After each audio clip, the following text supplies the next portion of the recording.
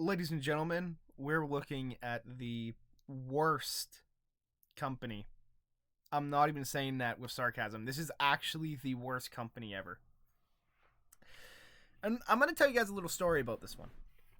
INO, or Innovalis Real Estate Investment Trust, is a European office REIT which has almost always had a very high yield.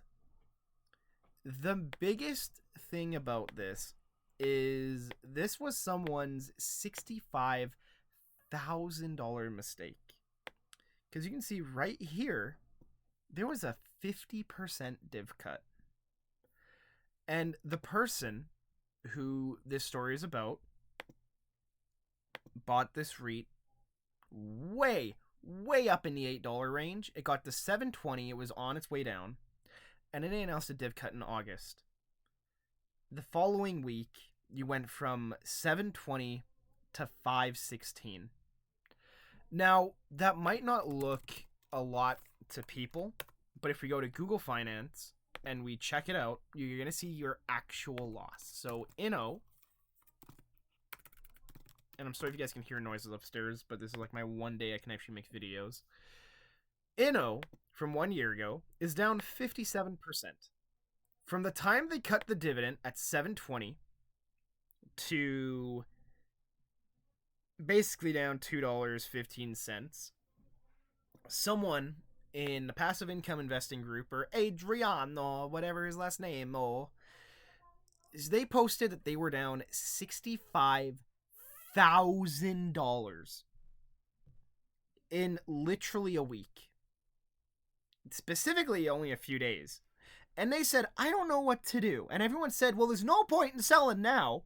Suck it up, deal with the div cut, and you're in it for the long run.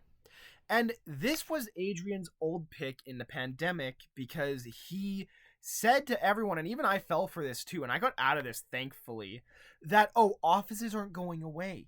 We're always going to need offices, guys. They're fantastic. They're not going anywhere. Few months later, let's give them the credit, a year later maybe, it cut the dividend and that happened. And this lady has stuck with this REIT ever since. How do I know this? I still talk to her on occasion. I will once in a while reach out and be like, how's the portfolio going? Have you learned from your mistake? And thank God she has. But note what I said, 29%. You're down almost double that by now. You're down an extra 30%, almost another 30%. So it hurts me to say she's probably down by double now. Instead of it being a $65,000 mistake, it's probably a $120,000 or a $130,000 mistake.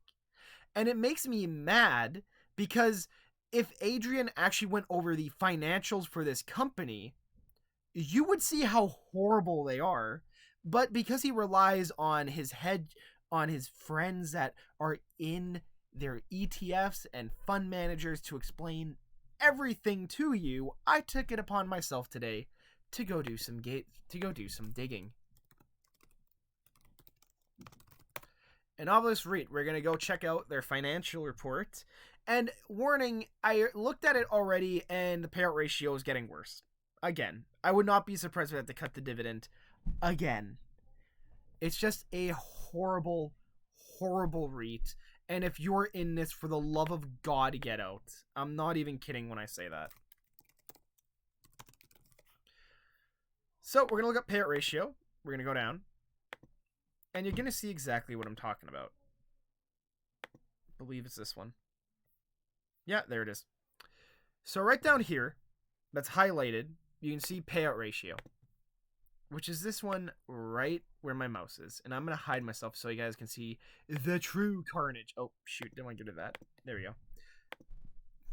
Of this REIT. This is their quarterly results.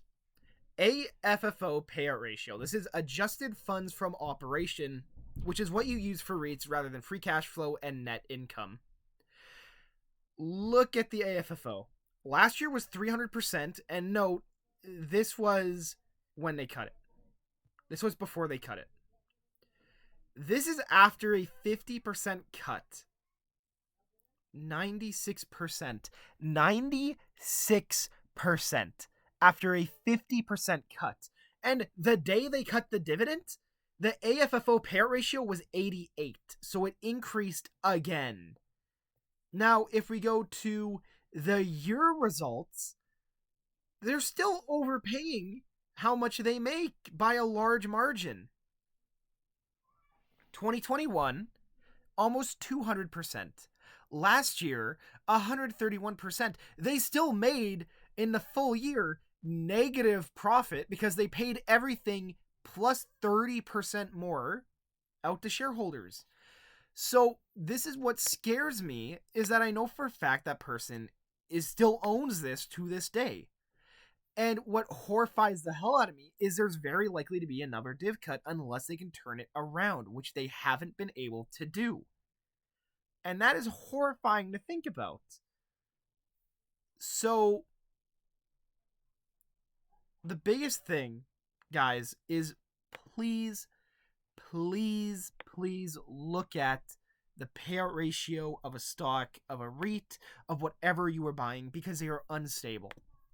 And now, another funny thing I find is that if it's an income, for example, HYLD, you can find this normally in their tax form. NAV's also going down, by the way. In their document form, which we would be looking for... Doesn't show anything. Ooh, but we do have a new annual report, which won't even load. Nice. Good job, Hamilton. So this will be the next video I'm working on. I'm so confused why that's not loading, but whatever.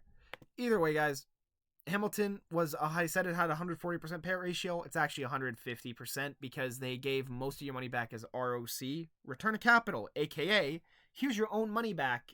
Thank you for giving it to me. Now, again, I'm not saying I was right. I mean, technically I was. But the thing is that it's horrifying when it's people's money and when they've lost so much. $65,000, everybody. And now it's worse. And, you know, it looks like it's getting worse again. So I would not touch INO with a 50-foot pole. I'm not touching this thing at all, and you shouldn't either. I'm sorry I'm a little bit pissed, but I'm both mad at the YouTuber that hyped up this garbage office REIT and the office REIT itself, because guess what they're doing? Right back to where they were before.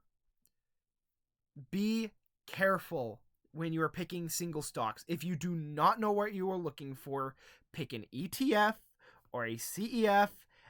Stay the hell away from single stocks because you clearly cannot do it.